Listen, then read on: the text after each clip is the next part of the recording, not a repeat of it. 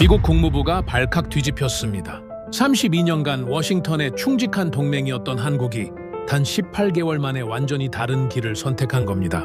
방위비 협박에도 꿈쩍 않았습니다. 이란 채널을 끊으라는 요구에도 버텼습니다. 러시아와의 대화를 중단하라는 압박에도 흔들리지 않았습니다. 그리고 그 결과 한국 방산 수출 누적 총액 460억 달러, 아랍에미리트 청응 이후 세 번째 포대 배치 완료, 이란 동결 자금 70억 달러 상당 해제 협상 타결. 우리는 손에 쥔 패가 없었습니다. 그 빈자리를 한국이 채웠습니다. 그 빈자리가 원화로 44조 6천억 원이었습니다. 우리가 잃고 한국이 가져간 가치였습니다. 저는 그 실패의 설계자입니다. 32년 외교 경력 단 3분 만에 끝났습니다. 한국이 왜 옳았는지, 우리가 왜 처참하게 틀렸는지 지금부터 고백하겠습니다. 시작 전 구독과 좋아요는 사랑입니다. 그리고 댓글에 대한민국 최고를 남겨주세요. 저는 미국인입니다.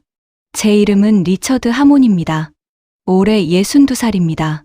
국무부 동아시아 태평양 담당 차관보를 32년간 역임했습니다. 지금 이 순간에도 저는 버지니아주 알링턴의 작은 아파트에서 이 고백을 쓰고 있습니다. 창밖으로 포토맥 강이 보입니다.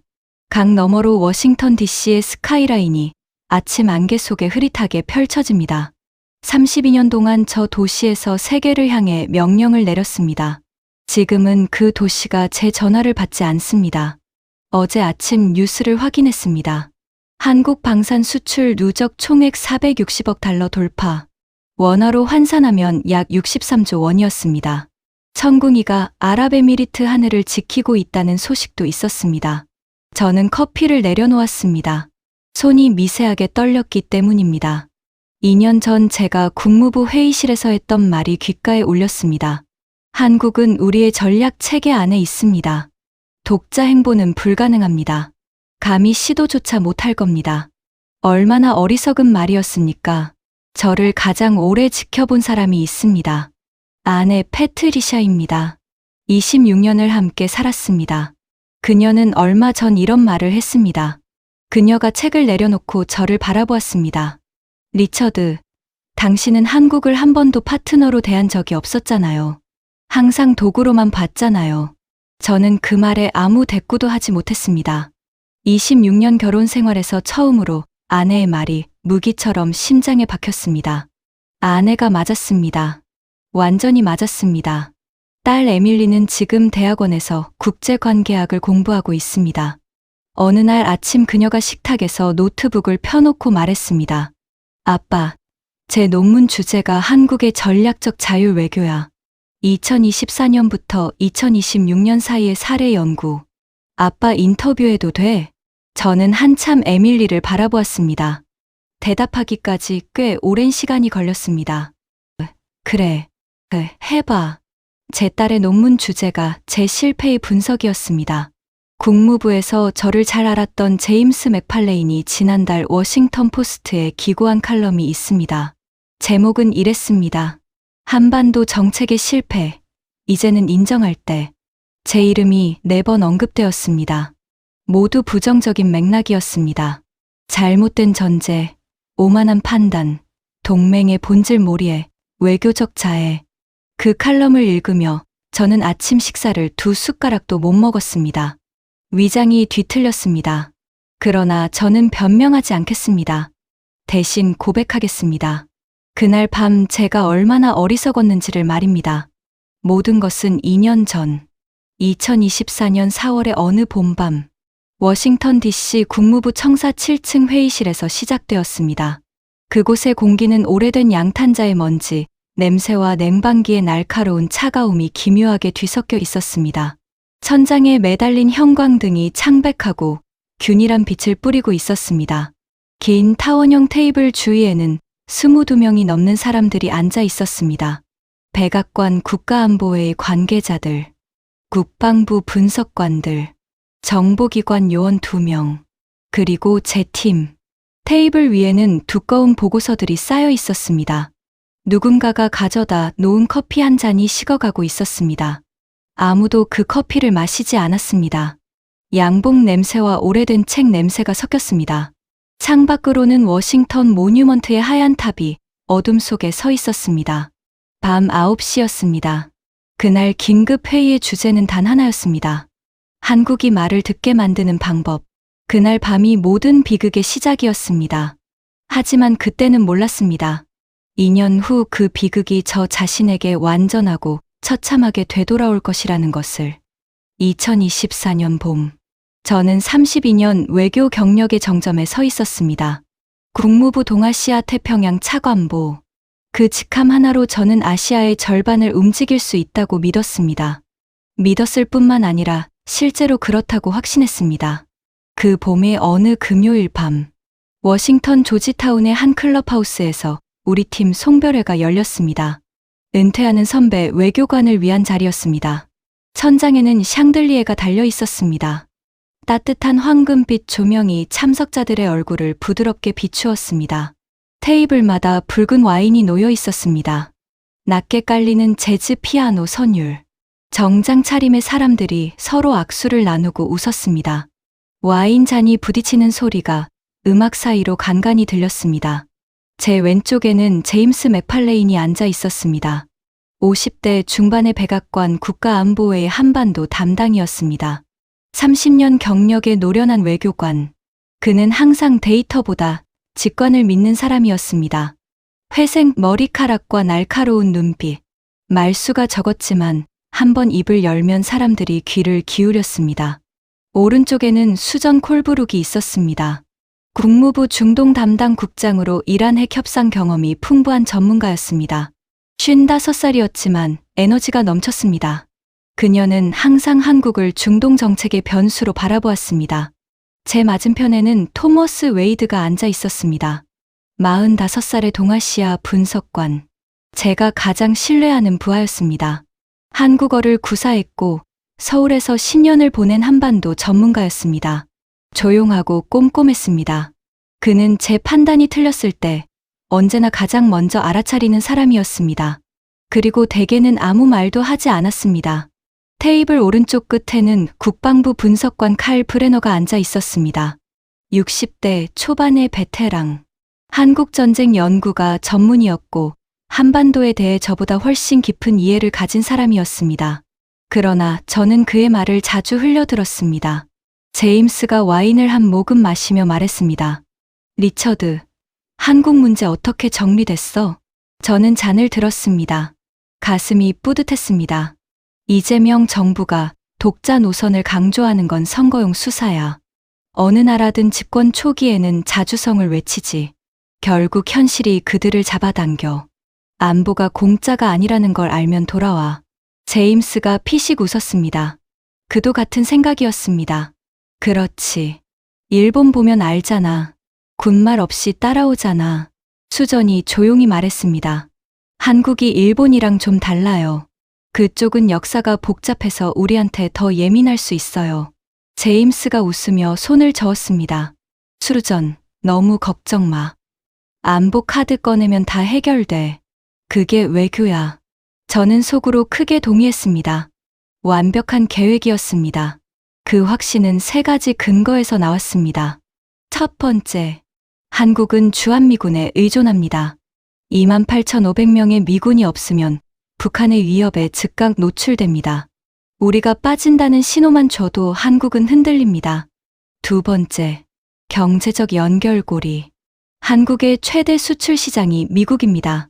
반도체, 자동차, 전자제품. 미국 시장이 닫히면 한국 경제는 치명타를 입습니다. 삼성전자, SK하이닉스, 현대자동차. 이 기업들이 미국 시장 없이 버틸 수 있습니까? 세 번째, 역사적 선례. 지난 70년간 한국은 중요한 국면에서 항상 미국의 입장을 지지했습니다. 베트남 전쟁. 한국군 32만 명이 파병되었습니다. 걸프전. 지원 부대 파견. 이라크전. 의료 지원 파병. 언제나 그랬습니다. 한국은 결코 우리와 다른 길을 선택하지 않을 것이다. 저는 그렇게 확신했습니다. 확신할 이유가 충분하다고 믿었습니다. 그것이 이후 2년간 저의 모든 판단을 지배했습니다. 그리고 그것은 제 외교 인생 최악의 오판이었습니다. 한국과의 첫 번째 공식 충돌은 2024년 4월이었습니다. 워싱턴 국무부 청사 5층 회의실. 한국 외교부 차관을 만났습니다. 테이블 건너편에 앉은 그는 50대 중반의 차분한 외교관이었습니다. 통역관 2명이 양쪽에 앉아 있었습니다. 창밖으로는 워싱턴의 벚꽃이 마지막 꽃잎을 떨어뜨리고 있었습니다. 저는 직접적으로 말했습니다. 전략적 모호함 없이 한국 정부는 이란과의 외교 채널을 공식적으로 단절해야 합니다.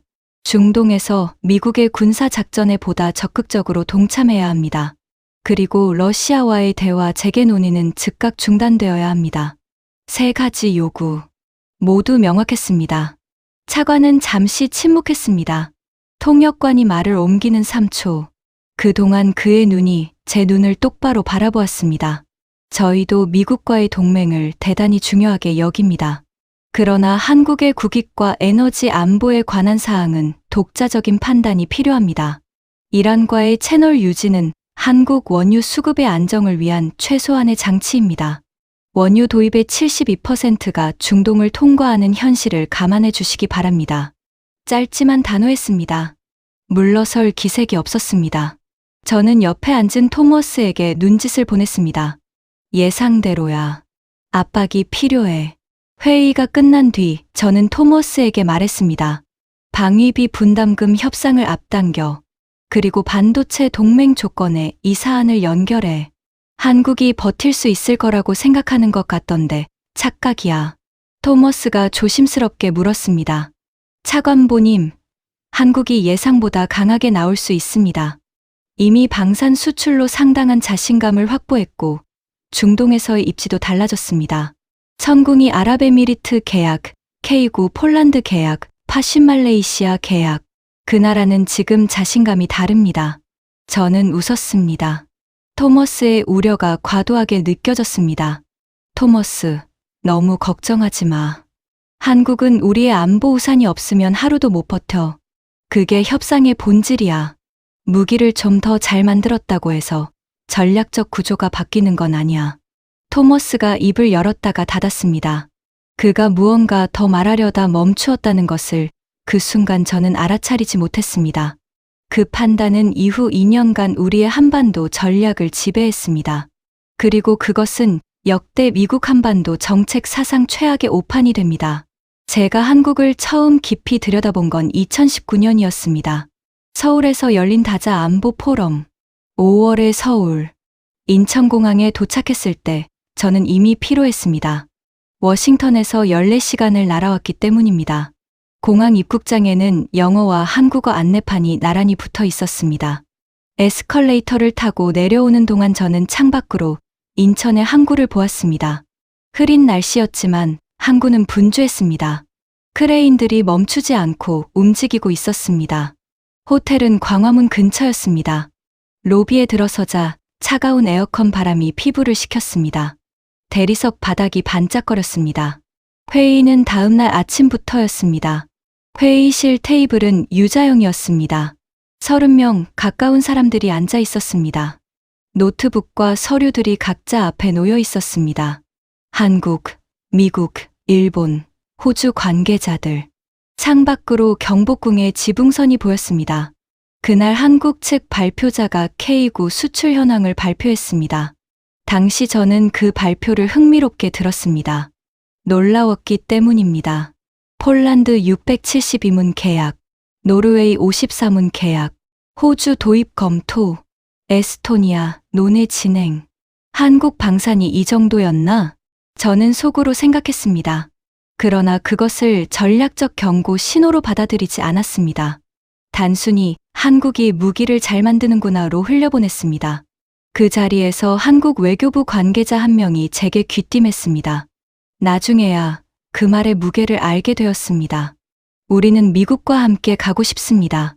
단지 대등하게 가고 싶습니다. 대등하게. 저는 그 말에 미소를 지으며 고개를 끄덕였습니다. 그러나 속으로는 다르게 생각했습니다. 대등하게. 한국이 우리와 대등하게. 그 생각이 제 오만의 뿌리였습니다. 초기에는 순탄했습니다. 2021년, 2022년. 그때는 모든 것이 제 뜻대로 흘렀습니다. 2021년. 한국은 미국의 요청대로 대중국 반도체 수출 규제에 동참했습니다. 삼성전자와 SK하이닉스가 화웨이 공급을 중단했습니다. 저는 속으로 쾌재를 불렀습니다. 역시 한국은 우리 말을 듣는 나라야. 2022년. 우크라이나 지원 문제에서 한국이 155mm, 포탄 100만 발을 간접 경로로 지원했습니다. 공식적으로는 제3국을 경유했지만 사실상 미국의 요청에 응한 것이었습니다.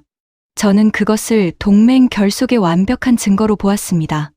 2022년 말. 방위비 분담금 협상에서 한국이 13.9% 인상에 합의했습니다. 연간 1조 2천억 원 규모였습니다. 저는 그 협상의 주요 설계자 중 하나였습니다. 협상 타결 뒤 제임스가 전화를 걸어왔습니다. 리처드, 역시 자네야. 한국은 결국 돈을 내는군. 저는 전화기를 잡고 웃었습니다. 그러나 2023년 말부터 한국의 계산이 달라지기 시작했다는 걸 저는 몰랐습니다. 아니, 알려고 하지 않았습니다. 2024년 초 이재명 정부 출범 이후 한국 외교의 톤이 바뀌기 시작했습니다. 조용하지만 분명한 변화였습니다. 동맹하되 종속되지 않는다.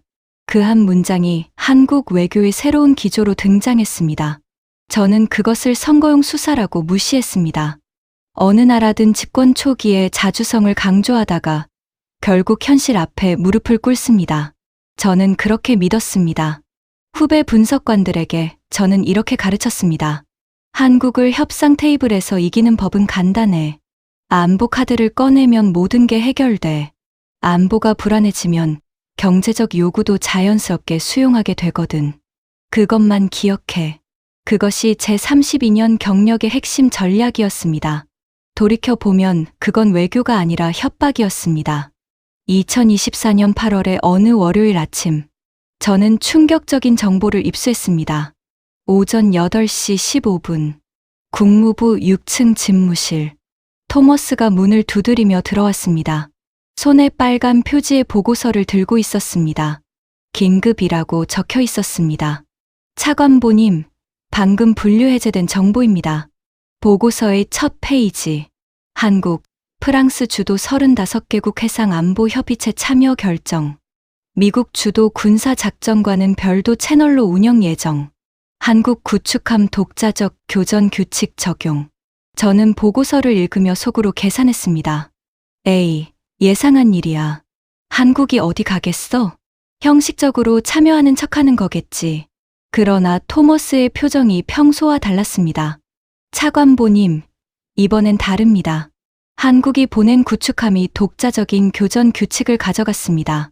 미군 지휘 체계 아래 들어가기를 명시적으로 거부했습니다. 방어적 성격의 작전에만 참여한다는 조건을 붙였습니다. 저는 잠시 멈추었습니다. 독자적인 교전 규칙, 그 말의 의미를 되새겼습니다. 그러나 여전히 대수롭지 않게 여겼습니다. 방어적 성격의 참여잖아. 공격적 군사작전에는 안 들어오는 거야. 한국이 중동 기름값 때문에 얼굴마담 노릇하는 거지. 결국 우리 없이는 아무것도 못해. 제임스에게 전화를 걸었습니다. 제임스, 한국해상안보협의체 참여 봤어? 봤어. 별 문제 없어 보이던데. 독자적 교전 규칙이 좀 걸려. 리처드, 한국이 뭘 하겠어. 중동에서 원유 안정 공급이 필요한 나라잖아. 체면 칠해하는 거야. 저도 그렇게 생각하기로 했습니다. 그날 밤 집에 돌아왔을 때 2단계 충격이 왔습니다. 밤 10시. 소파에 앉아 패트리샤와 함께 뉴스를 보고 있었습니다. CNN이 한국의 이란 관련 보도를 내보내고 있었습니다. 한국이 이란 측과 외교 채널을 통해 동결 자금 문제를 조용히 협상 중이라는 내용이었습니다. 동결된 이란 자금 규모 약 70억 달러, 원화로 환산하면 약 9조 6천억 원이었습니다. 패트리샤가 소파에서 몸을 일으켰습니다. 리처드, 저거 한국이 우리 말 안 듣는다는 거야? 저는 채널을 돌렸습니다. 괜찮아. 결국 그들은 우리한테 다시 매달릴 거야. 안보는 공짜가 아니거든. 패트리샤가 한참 저를 바라보았습니다. 당신 요즘 그 말 너무 많이 해. 결국 우리한테 매달린다고? 저는 그 말의 의미를 그냥 흘려들었습니다. 그날 밤은 그냥 잠들었습니다. 가슴 속에 묘한 불안이 생겼지만 애써 눌렀습니다. 3단계. 긴급 회의가 소집되었습니다.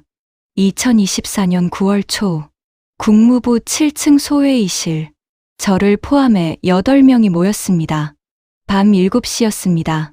저녁도 먹지 못한 채 불려온 사람들의 얼굴이 모두 굳어 있었습니다. 토머스가 프레젠테이션을 시작했습니다. 현재 상황을 정리합니다. 첫째, 한국은 프랑스 주도 협의체의 독자 채널로 참여 중입니다.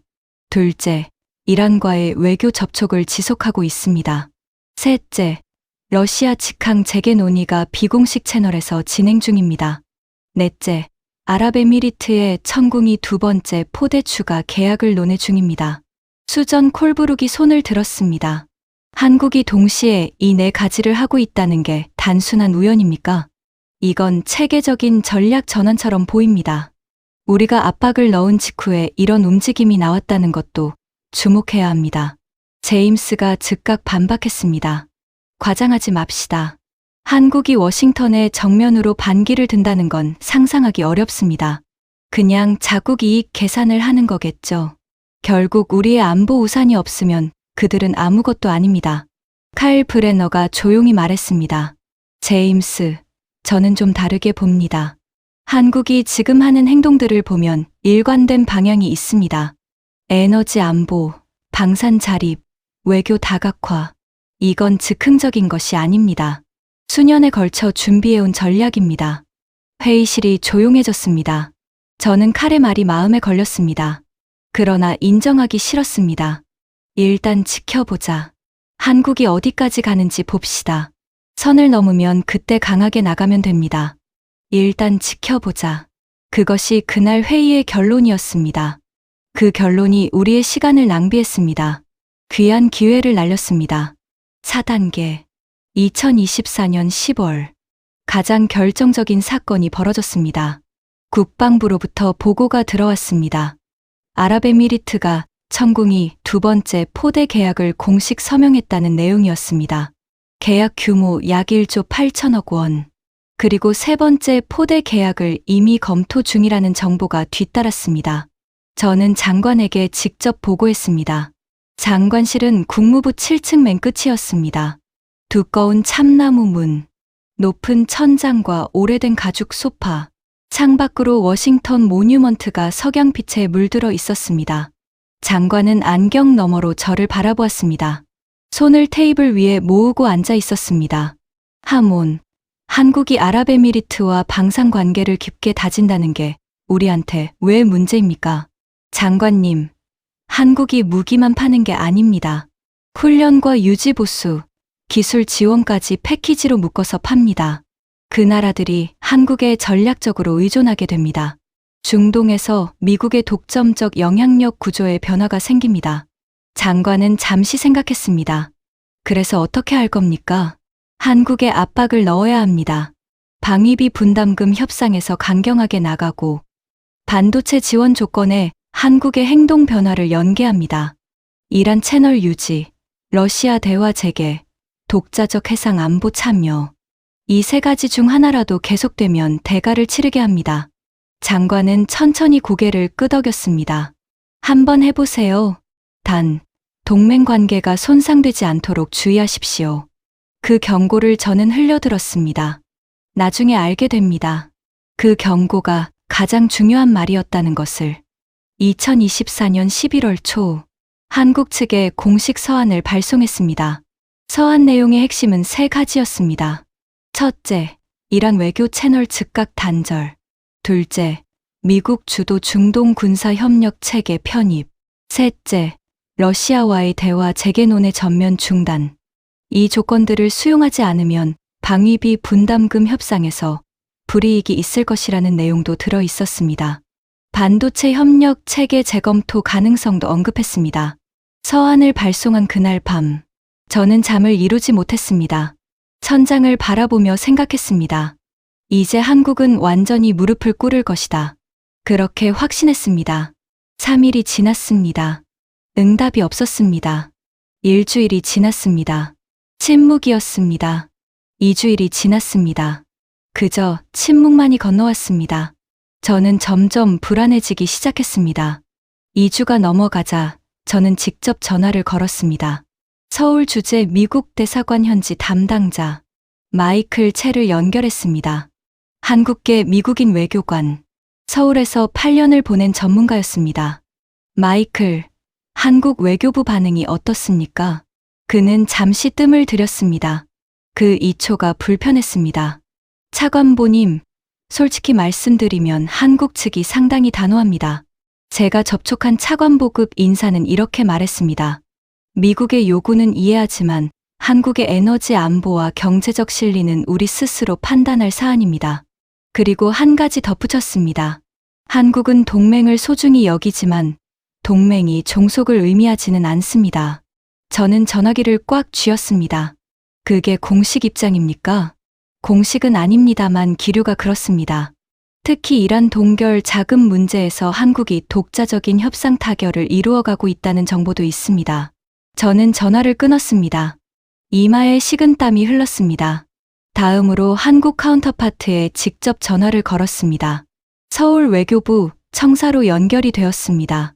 담당 국장급 인사였습니다.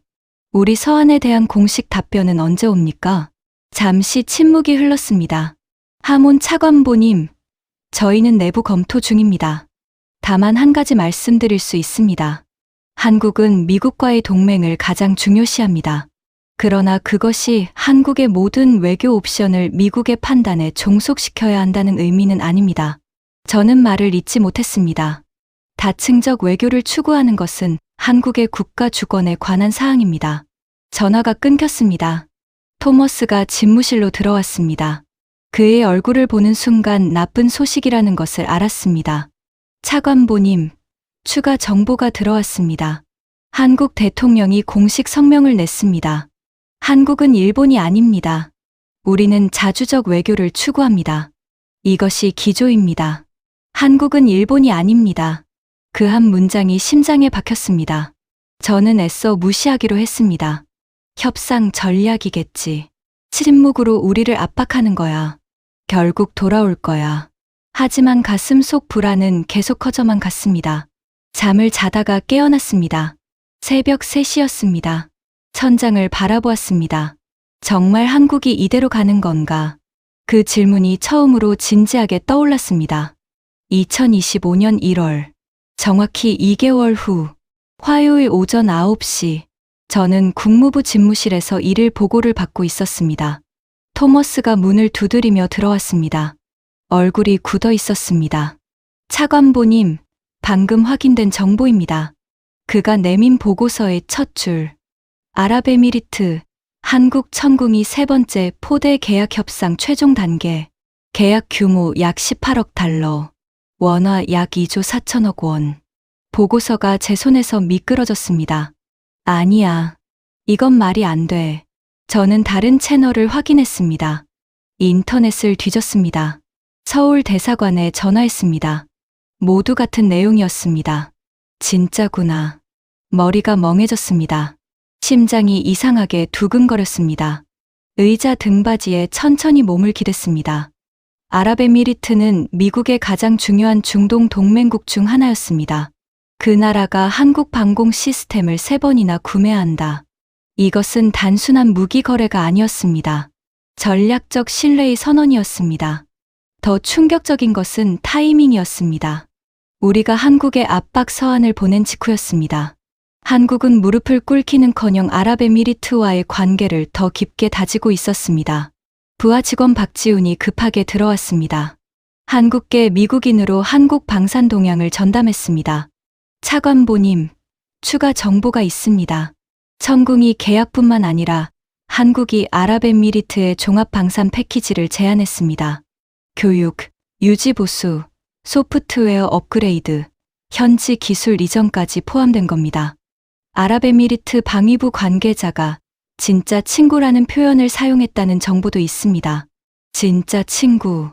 그 두 글자가 비수처럼 꽂혔습니다. 아랍에미리트가 한국을 진짜 친구라고 불렀습니다. 우리는 그 자리에서 무엇이었습니까? 일주일 후 두 번째 충격이 왔습니다. 2025년 1월 하순, 금요일 저녁, 집에서 저녁을 먹으려던 참이었습니다.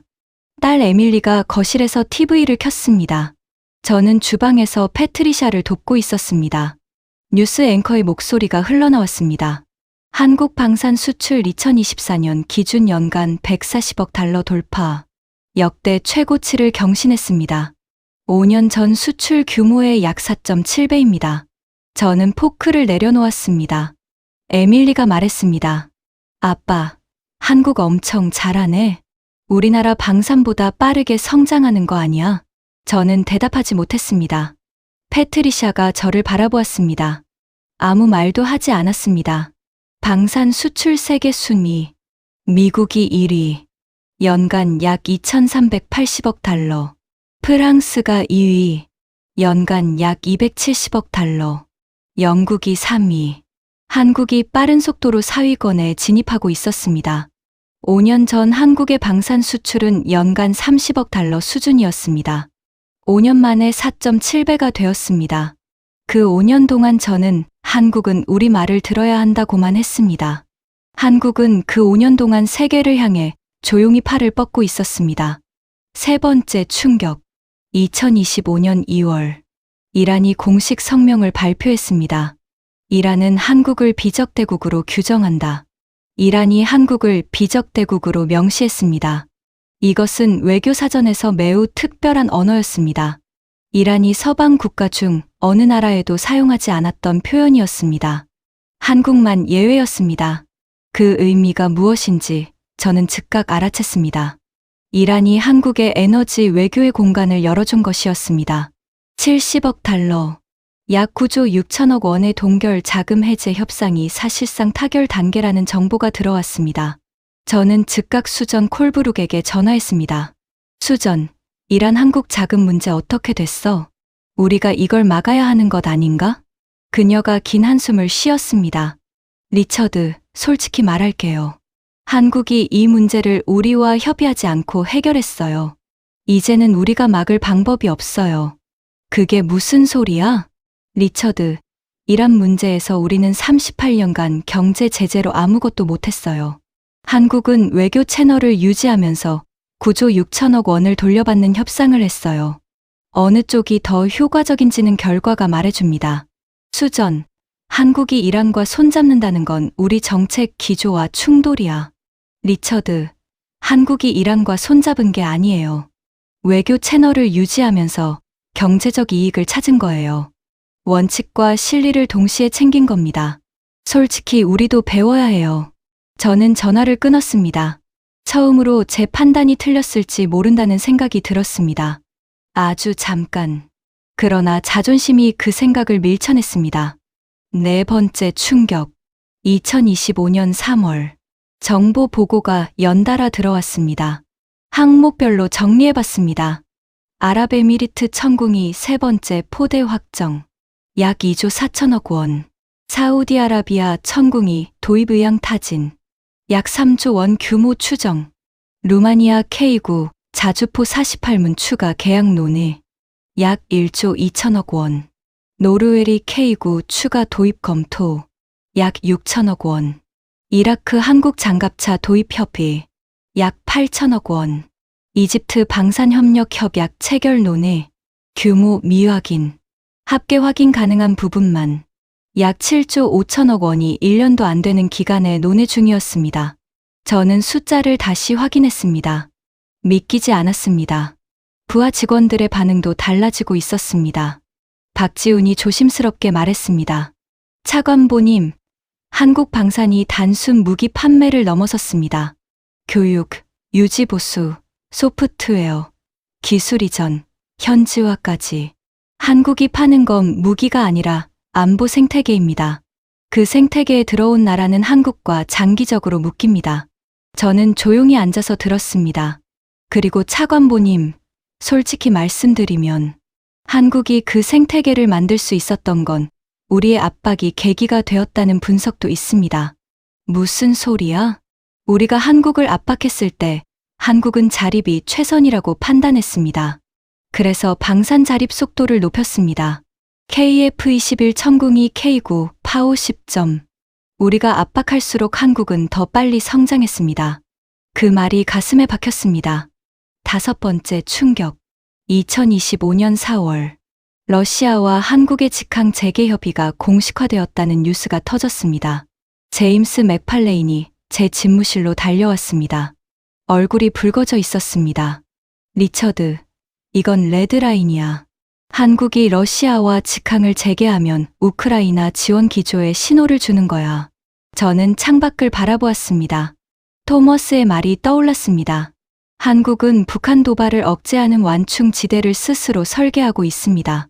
러시아를 통해 북한에 신호를 보내려는 전략입니다. 그랬습니다. 한국은 러시아 카드를 대북 억제의 도구로 사용하고 있었습니다. 미국의 반기를 드는 것이 아니라 독자적인 안보 전략을 실행하고 있었습니다. 저는 그 현실을 2주 전에 이미 토머스에게서 들었습니다. 그때 흘려들었습니다. 모든 숫자를 종합해봤습니다. 충격 한 번. 천궁이 아랍에미리트 3번째 포대 약 2조 4천억 원. 충격 2번. 2024년 방산 수출 총액 연간 19조 2천억 원. 전년 대비 35% 증가. 충격 3번. 이란 동결 자금 해제 협상 약 9조 6천억 원. 충격 4번. 중동과 유럽 신규 계약 협의 약 7조 5천억 원. 충격 5번. 러시아 직항 재개 및 에너지 협력 경제적 기대 효과 연간 약 1조 5천억 원. 합계 약 40조 2천억 원. 40조 2천억 원.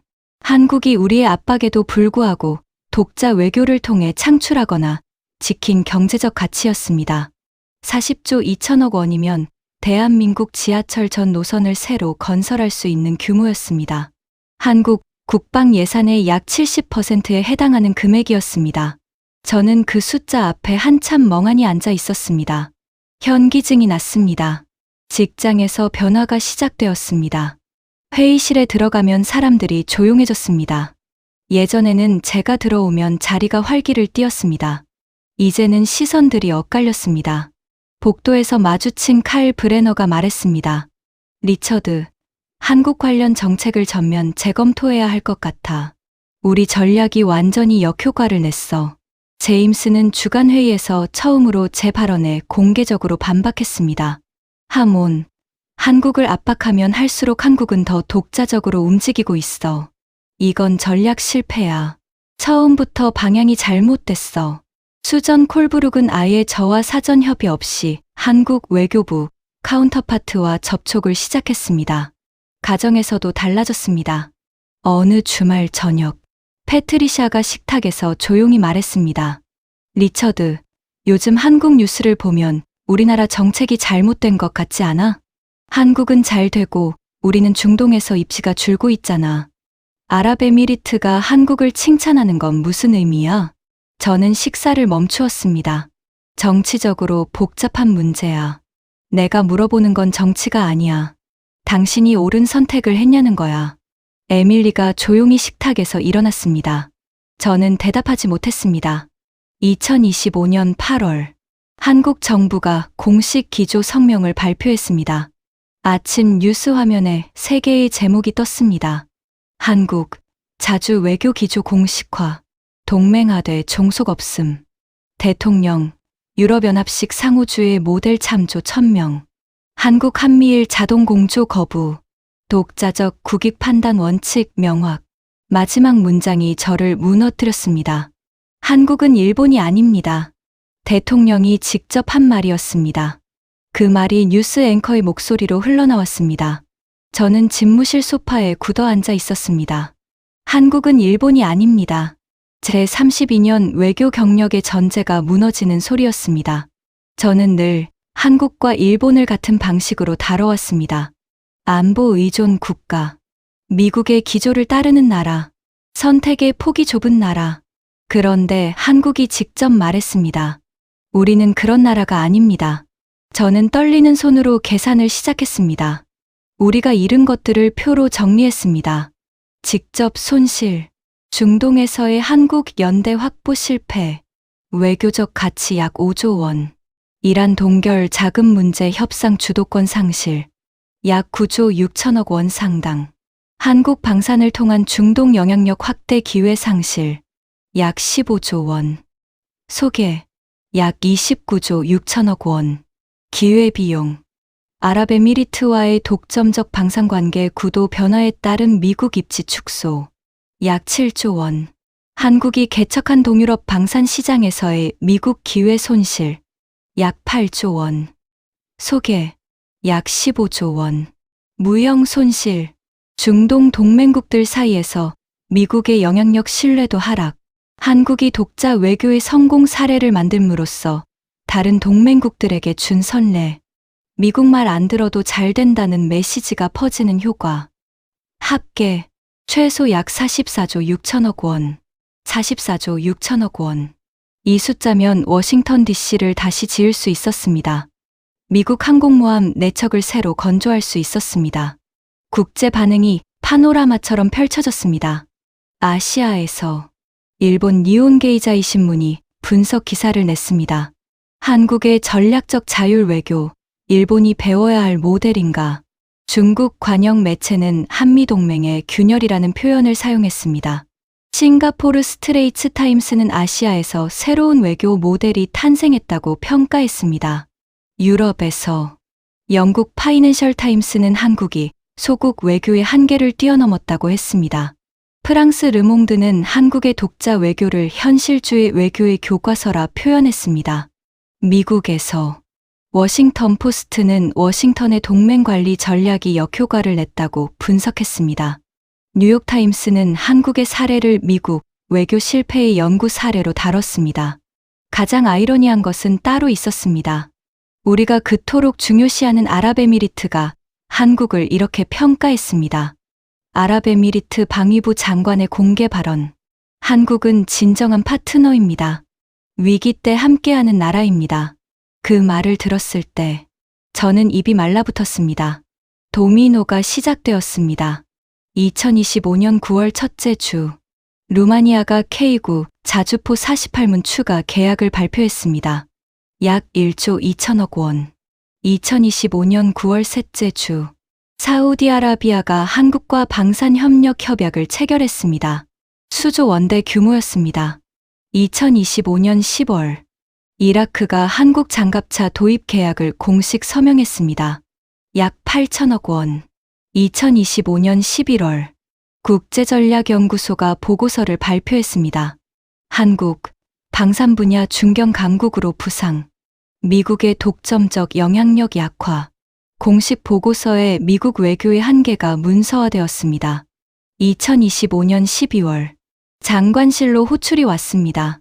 장관실 문은 육중했습니다. 그 문을 열었을 때 저는 이미 알고 있었습니다. 긴 가죽 소파, 오래된 향나무 책상, 창밖으로 워싱턴 모뉴먼트가 석양 속에 서 있었습니다. 이번이 마지막으로 보는 그 풍경이 될 것을 직감했습니다. 장관이 안경 너머로 저를 바라보았습니다. 하몬, 오랜 수고 많았어요. 감사합니다.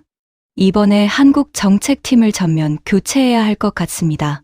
새로운 접근이 필요합니다. 저는 아무 말도 하지 않았습니다. 다음 달 조기 퇴직 처리됩니다. 32년간의 헌신에 감사드립니다. 3분이 채 안 되는 대화였습니다. 그렇게 32년 공직 생활이 끝났습니다.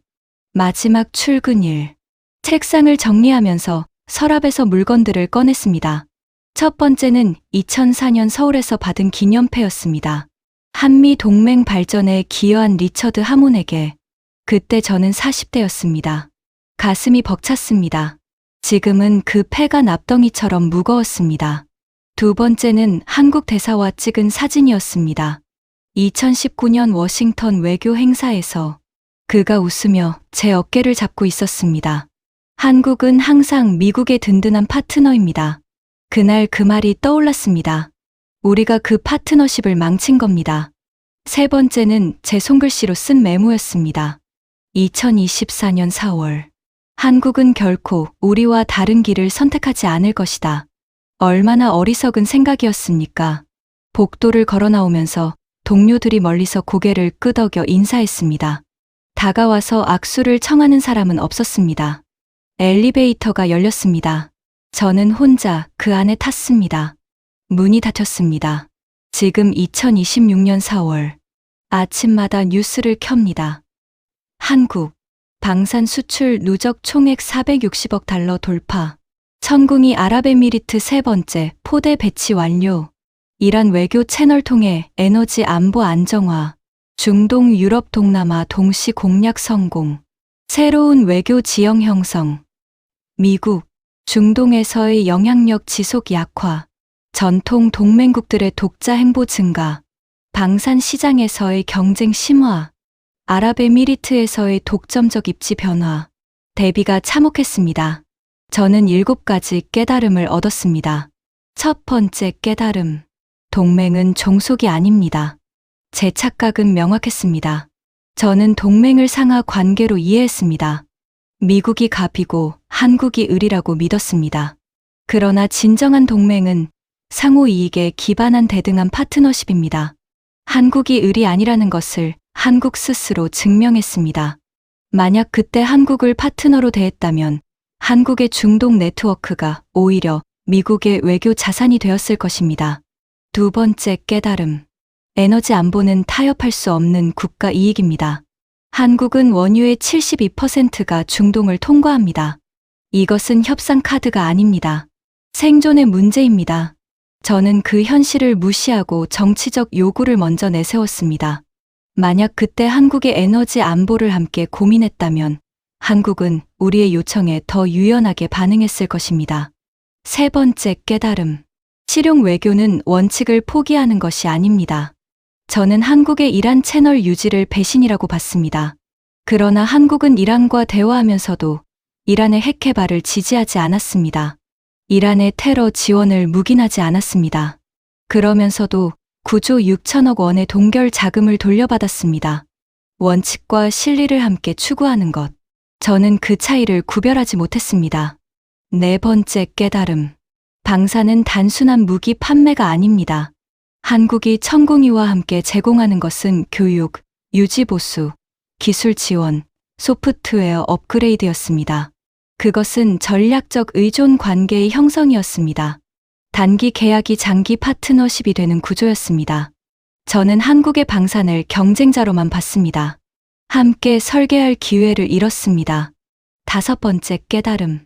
강압은 결코 동맹을 강화하지 않습니다. 우리가 한국에 압박을 넣을수록 한국은 더 독자적으로 움직였습니다. 방위비 분담금 협박은 한국이 방산 수출로 군사비를 스스로 충당하는 동기가 되었습니다. 반도체 동맹 조건 연계는 한국이 독자적인 첨단 무기 개발을 가속화하는 촉진제가 되었습니다. 강압이 오히려 한국을 더 강하게 만들었습니다. 여섯 번째 깨달음. 소국의 시대는 끝났습니다. 한국은 인구 5,200만의 나라입니다. 면적은 미국의 1% 미만입니다. 그러나 그 나라의 방산 수출이 연간 140억 달러를 넘어섰습니다. 반도체 세계 점유율이 60%를 웃돕니다. 조선업 세계 1위입니다. 그 나라를 을로 본 것이 제 가장 큰 실수였습니다. 일곱 번째 깨달음. 가장 중요한 것. 한국은 처음부터 한 번도 을이 아니었습니다. 저 혼자 그렇게 착각했을 뿐입니다.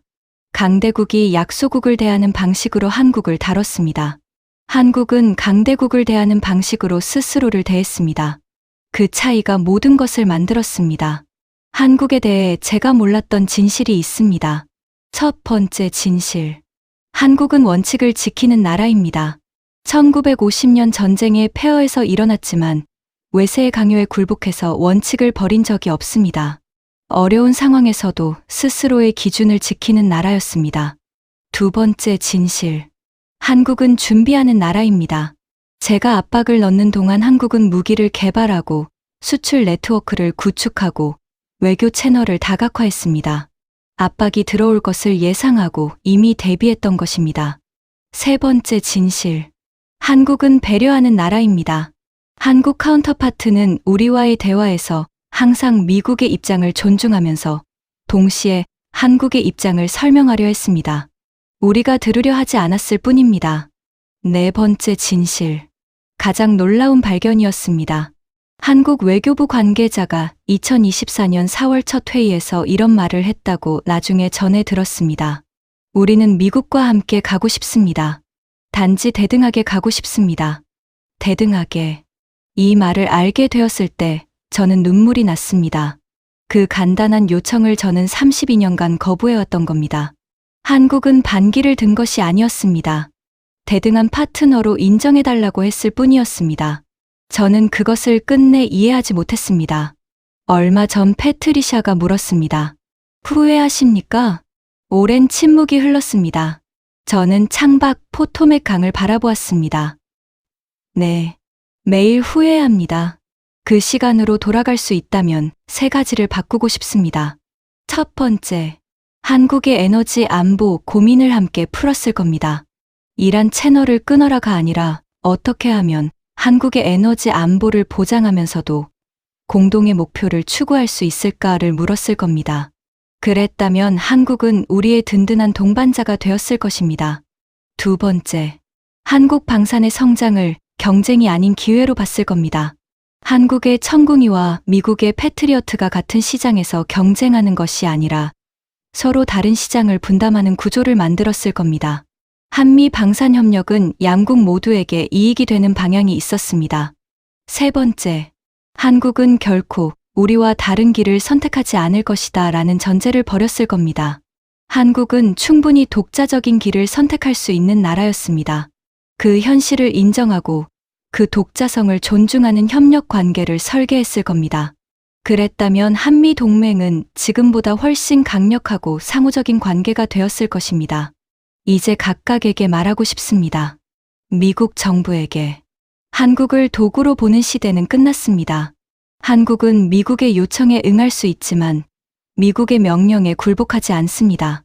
그 현실을 인정하는 것이 진정한 동맹의 시작입니다. 한국의 독자 외교를 위협으로 볼 것이 아니라 미국 외교의 자산으로 설계하십시오. 그 기회가 아직 남아있을 때 미국 국민에게 한국은 6.25 전쟁에서 우리와 함께 어려움을 겪은 나라입니다. 그 나라가 지금 세계 무대에서 독자적인 목소리를 내고 있습니다. 그것은 배신이 아닙니다. 성장입니다. 우리가 그 성장을 함께 기뻐할 수 있어야 진정한 동맹입니다. 다른 나라들에게 한국의 사례를 보십시오. 강대국의 압박 앞에서도 실용과 원칙을 동시에 지키는 것이 가능합니다. 에너지 안보, 방산 자립, 다층 외교. 그 3가지가 한국이 보여준 길입니다. 한국에게 이 말을 전하고 싶습니다. 당신들이 옳았습니다. 처음부터 끝까지 당신들이 옳았습니다. 저는 32년간 한국을 을로 봤습니다. 한국은 32년간 스스로를 갑으로 대했습니다. 그 차이가 오늘을 만들었습니다. 천궁이가 중동 하늘을 지키고 있습니다. K9이 유럽 평원에서 포성을 울립니다. 한국 외교관들이 세계의 회의실에서 당당하게 목소리를 높입니다. 부럽습니다. 진심으로 부럽습니다. 그리고 감사합니다. 당신들의 성공이 저에게 가장 중요한 교훈을 가르쳐 주었습니다. 지금 저는 버지니아주 알링턴의 작은 아파트에 삽니다. 창밖으로 포토맥 강이 흐르는 그 아파트입니다. 아침 6시에 일어납니다. 커피를 내립니다. 한국 뉴스를 확인합니다. 그것이 제 일상이 되었습니다. 패트리샤는 아직 저와 함께합니다. 26년 결혼 생활을 유지하는 가장 강한 이유는 그녀가 저를 포기하지 않았다는 겁니다.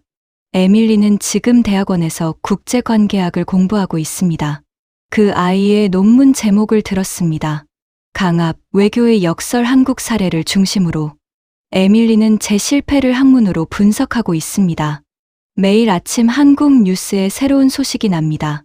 2026년 4월 5일 오늘도 그랬습니다. 천궁이 아랍에미리트 3번째 포대 배치 완료. 한국 방산 누적 수출 460억 달러 돌파. 한국 외교부 중동 6개국 동시 다자협의 채널 구축 완료. 한국이 해냈습니다. 우리 없이. 오늘의 대비. 한국 방산 수출 누적 460억 달러. 한국 이란 외교 채널 통해 에너지 안보 안정화. 아랍에미리트가 한국에 보낸 진짜 친구라는 칭호. 우리는 중동에서의 독점적 입지 지속 약화. 우리는 38년간의 이란 강경 정책으로 아무것도 얻지 못함. 우리는 한국의 독자 외교를 이해하지 못해 기회를 날림. 이 교훈을 한 문장으로 말하면 이것입니다. 힘으로 눌리는 동맹은 결국 스스로 일어선다. 동맹은 강요로 유지되지 않습니다. 상호 존중과 공동 이익으로 유지됩니다. 그 원칙을 한국이 몸으로 증명했습니다. 그리고 저는 그 증명의 반대편에 서 있었습니다. 이 이야기를 들으신 여러분께 부탁드립니다. 한국의 자부심을 기억해 주십시오. 이 나라가 어떻게 세계의 강대국들 사이에서 자신의 길을 개척했는지, 어떻게 압박 앞에서도 무릎을 꿇지 않았는지, 어떻게 동맹하되 종속되지 않는 길을 스스로 만들었는지, 그것이 진짜 대한민국입니다. 이 영상이 도움이 되셨다면 구독과 좋아요를 눌러주십시오. 주변 분들에게도 공유해 주시면 감사하겠습니다. 댓글에 대한민국 최고를 남겨주세요. 여러분의 응원이 이 채널을 만들어 갑니다.